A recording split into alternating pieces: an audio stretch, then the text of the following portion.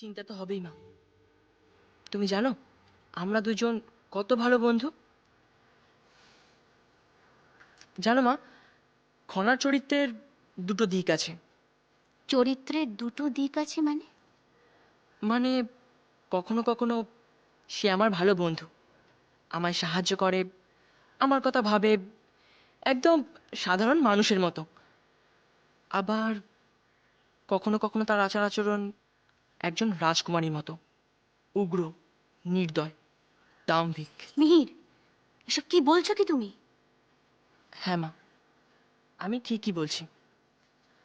তখন আমার মনে হয় খনার সঙ্গে আমার বন্ধুত্ব রাখা আর সম্ভব নয়, একদম অচেনা বলে মনে হয়। কারণ একজন রাজকুমারী আর একজন সাধারণ প্রজার মধ্যে আর যাই হোক, বন্ধুত্ব থাকতে পারে না।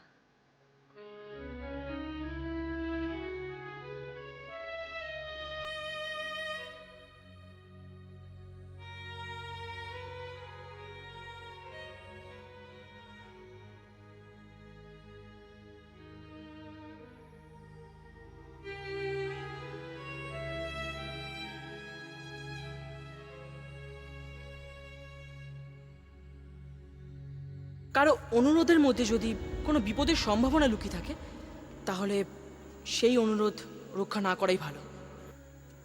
বিপদের সম্ভাবনা? কার? তোমার খনা, তোমার। দেখতেই তো পাচ্ছ তোমার সঙ্গে কোনো রক্ষী নেই, এতটা পথ বাকি। একা গেলে যদি কোনো বিপদ হয়।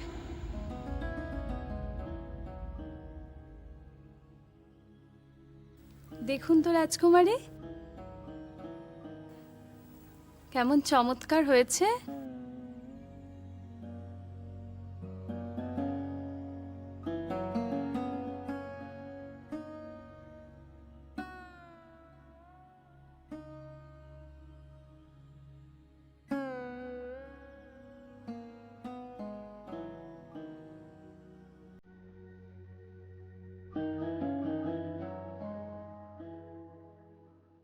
তখন আমার খুব কষ্ট হয় মা, খুব কষ্ট হয়। দেখো মিহির, এই সব বয়সের ধর্ম। আসলে আসলে তোমাদের বয়সে তো মস্তিষ্ক পরিপূর্ণ থাকে না, তাই হয়তো মানুষ এরকম ব্যবহার করে। তা বলে এরকম দ্বিচারিতা? না না, দ্বিচারিতা নয়। আর যদি দ্বিচারিতাই হয়, তাহলে তুমিও তো খনার থেকে কোনো অংশে কম যাও না বাবা। আমি কি করেছি? কেন? খনা তোমার কথা না শুনলেই তুমি রেগে যাও, আবার তোমার কথা শুনলেই সবকিছু ভুলে গিয়ে তুমি তার বন্ধুত্বে মেতে ওঠো।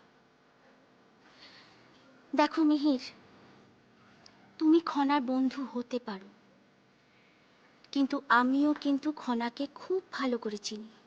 সে আমার চোখের সামনে জন্মেছে, আমার চোখের সামনে বড় হয়েছে। তুমি যেরকম বলছো সেরকম আচরণ যদি সে করেও থাকে, সেটা ইচ্ছাকৃত নয়, আমি খুব ভালো করে জানি। মিহির, খনা খুব মিষ্টি মেয়ে, আর শুধু মিষ্টিই নয়, সে অত্যন্ত মার্জিত, অত্যন্ত সাধারণ। দেখো বাবা, শুধু নিজেকে বন্ধু বন্ধু বললেই কি বন্ধুত্ব হয়? প্রকৃত বন্ধু হতে গেলে একে অপরকে চিনতে হয়, জানতে হয়। তুমি আজকে খনাকে ভুল বুঝছো, কারণ পরিস্থিতি তোমাকে ভুল বুঝতে বাধ্য করছে। কিন্তু বাবা, তুমি চাইলেই কিন্তু এটা এক মুহূর্তে ঠিক হতে পারে। একবার একবার একটু চেষ্টা করে দেখো না বাবা, দেখবে খনার সম্পর্কে যত জিজ্ঞাসা আছে, দ্বিধা আছে, শঙ্কা আছে, সব মন থেকে দূর হয়ে যাবে, সব মন থেকে দূর হয়ে যাবে বাবা।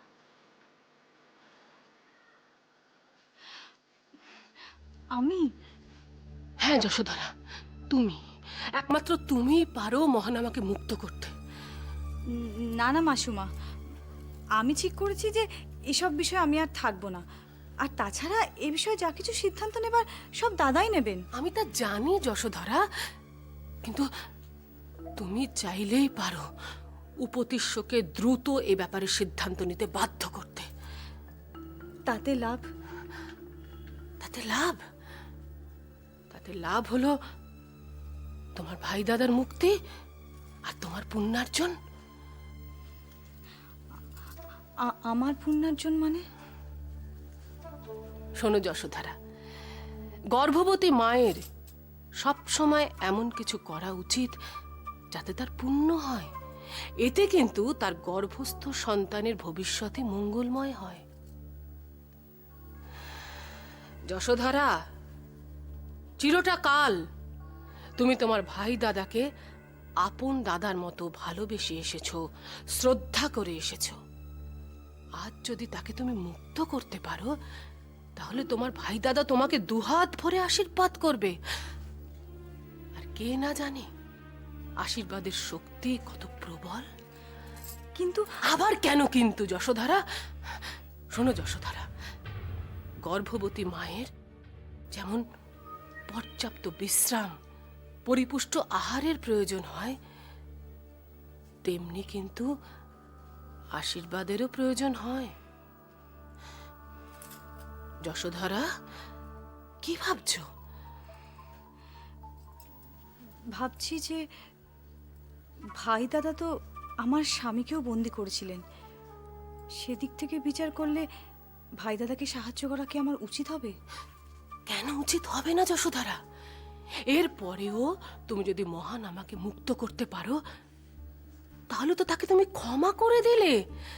আর কে না জানে বলো তো, ক্ষমাই হলো পরম ধর্ম।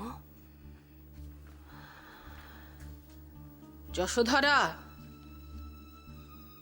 মনের মধ্যে প্রতিহিংসা পুড়ে রাখতে সবাই পারে, কিন্তু যে পারে মানুষকে ক্ষমা করতে, তার হৃদয় কত মহৎ বলো তো।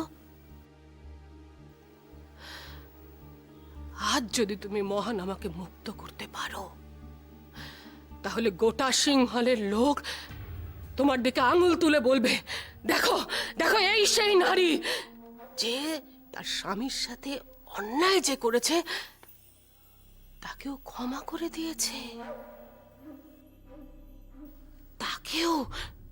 তাকেও মুক্ত করার জন্য সে লড়াই করেছে। যশোধরা, যশোধরা, তোমার নিজের জন্য না ভাবো, তোমার গর্ভস্থ সন্তানের মঙ্গলের কথা ভাবো। এর সুযোগ তুমি হাতছাড়া করো না যশোধরা। মাসিমা, মাসিমা, আপনি কোনো চিন্তা করবেন না। আমি আপনাকে কথা দিচ্ছি, দাদার সাথে আমি এ বিষয়ে দ্রুত কথা বলবো। আর দাদার অনুমতি নিয়েই আমি ভাই দাদাকে রাখি পরাবো, যাতে ভাই দাদা বুঝতে পারে আর কেউ না হোক, আমি অন্তত তার সাথে আছি।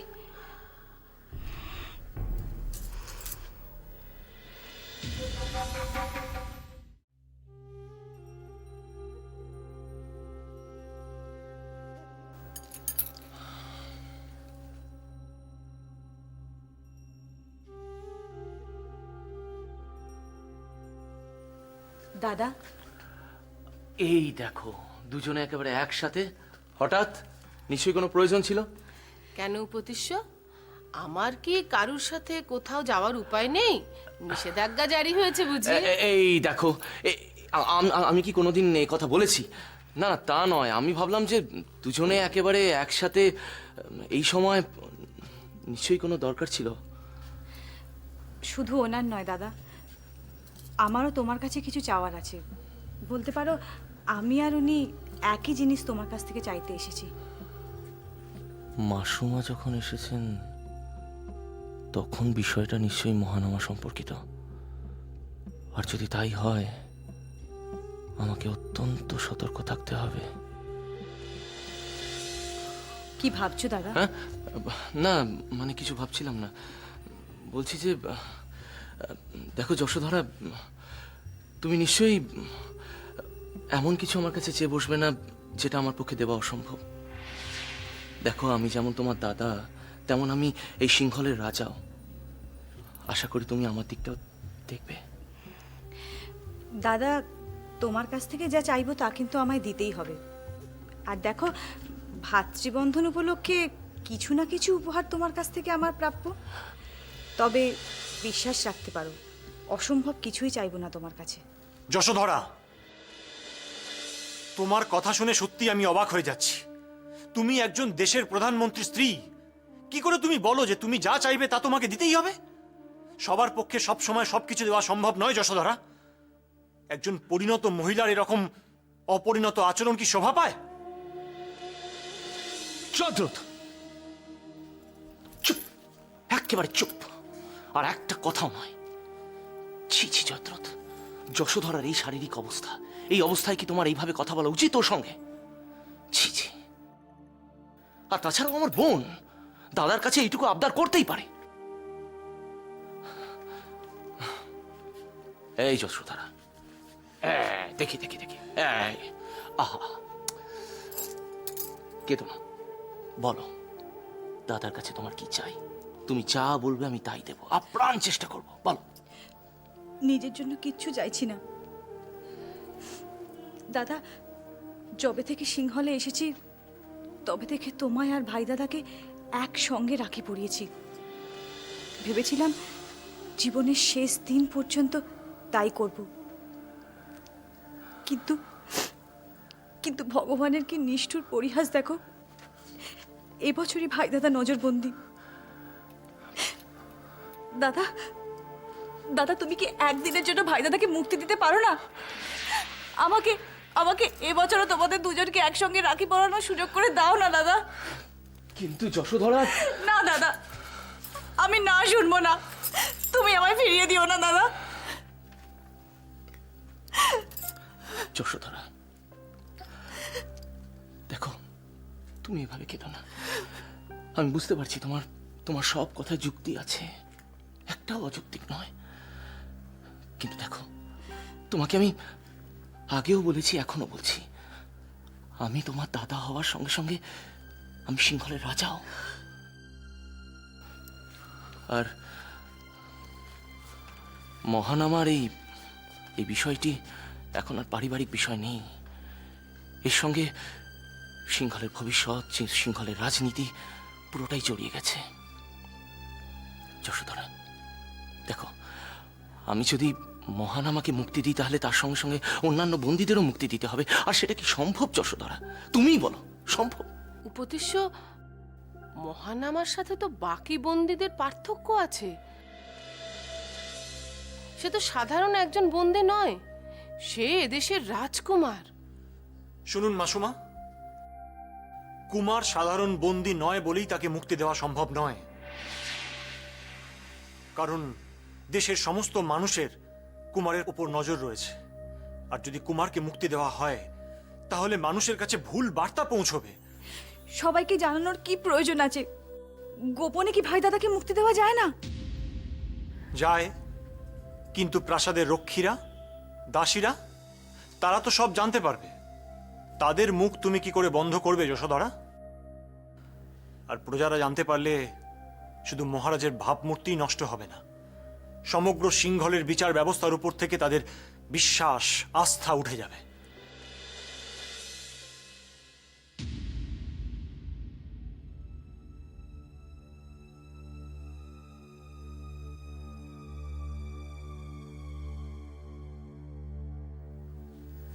আমি তো তোমাকে আগেই বলেছিলাম যশোধরা, কাজটা অত সহজ নয়।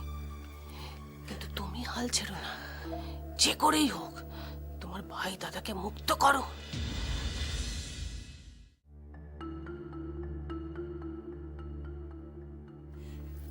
তাহলে তুমি ভাই দাদাকে মুক্তি দেবে না?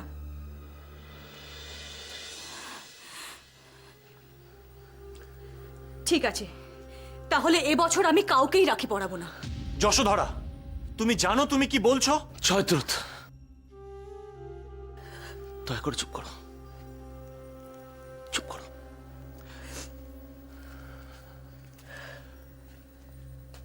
যশোধরা, আমি তোমার সব কথা বুঝতে পারছি। আমি বুঝতে পারছি যে তুমি তুমি তোমার দুই দাদাকে একইভাবে ভালোবাসো, সমানভাবে। এই যশোধরা, আমার দিকে তাকাও, তাকাও তাকাও। যশোধরা দেখো, আমি জানি তুমি দুই দাদারই মঙ্গল চাও, দুই দাদাকে একইভাবে ভালোবাসো, শ্রদ্ধা করো এবং ভবিষ্যতেও করবে, এবং সেটাই আমার কাছে সবচেয়ে বেশি দরকারি। বিশ্বাস করো, এর থেকে বেশি দরকারি আর কিচ্ছু নেই। আমি তোমাকে দুঃখ দিতে চাইনি দাদা, তুমি আমাকে ভুল বুঝো না। প্রতিশ্য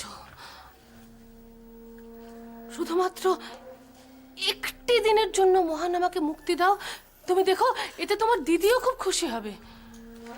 মাসুমা, মাসুমা, আপনি মহারাজকে ভুল বুঝবেন না। একজন ভাই হিসেবে তিনি রাজৌদি এবং কুমারের জন্য সব করতে পারেন, কিন্তু একজন রাজা হিসেবে তার কিছু সীমাবদ্ধতা, দায়বদ্ধতা আছে। আপনিও তো রানী ছিলেন, আপনি নিশ্চয়ই এটা বুঝতে পারছেন। যশোধরা, তুমি মহারাজকে রাখি পরাতে না চাইলে পড়িও না। সিংহলের প্রত্যেকটা মানুষ মহারাজকে অত্যন্ত ভালোবাসেন এবং শ্রদ্ধা করেন। তাদের প্রার্থনা এবং মঙ্গল কামনাই মহারাজকে রক্ষা করার পক্ষে যথেষ্ট।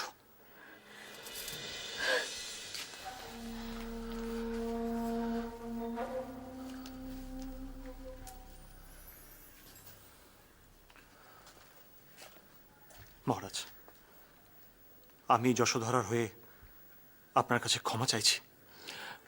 না জয়দ্রথ, তুমি ক্ষমা চেও না, তোমার কোনো দোষ নেই। দেখো জয়দ্রথ, আমি বুঝতে পারছি যে যশোধরা বুকের কোন যন্ত্রণার জায়গা থেকে এই কথাগুলো বলছে। রাজা হয়ে এইটুকু বোঝার ক্ষমতা আমার আছে। যাই হোক, আমাদের মধ্যে যে আলোচনাটা হলো সেটা যেন এই রাজপ্রাসাদের মধ্যেই সীমাবদ্ধ থাকে, বাইরে কেউ যেন জানতে না পারে। আপনি নিশ্চিন্ত থাকুন মহারাজ। তবে আমিও যশোধরাকে নিজের থেকে রাখি পরানোর ব্যাপারটা বলবো না।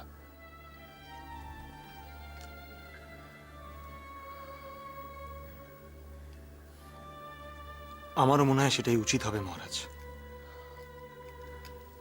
তবে আপনি আপনার সিদ্ধান্তে অটল থাকতে পেরেছেন দেখে আমি আনন্দ পেলাম।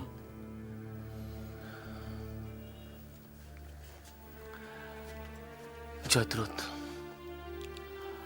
আমারও যশোধরাকে না বলতে খুব কষ্ট হয়েছে, খুব কষ্ট। রাজাকে রাজা হওয়ার মূল্য বোধহয় এইভাবেই দিতে হয়।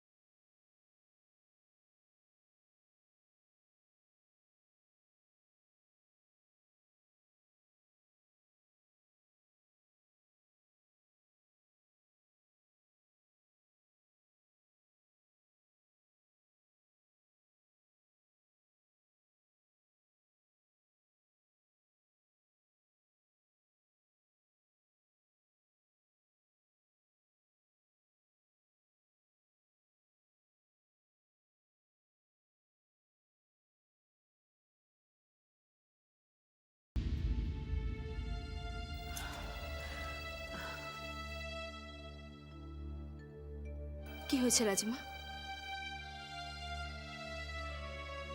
ও, আমি তো ভুলেই গেছিলাম, এবছর যে তেমন কোনো আনন্দই এই প্রাসাদে হবে না। কুমার তো আর আমাদের মধ্যে উপস্থিত থাকবে না। ঐশিকা, ঐশিকা, যেটা হচ্ছে সেটা সেটা ঠিক নয় ঐশিকা।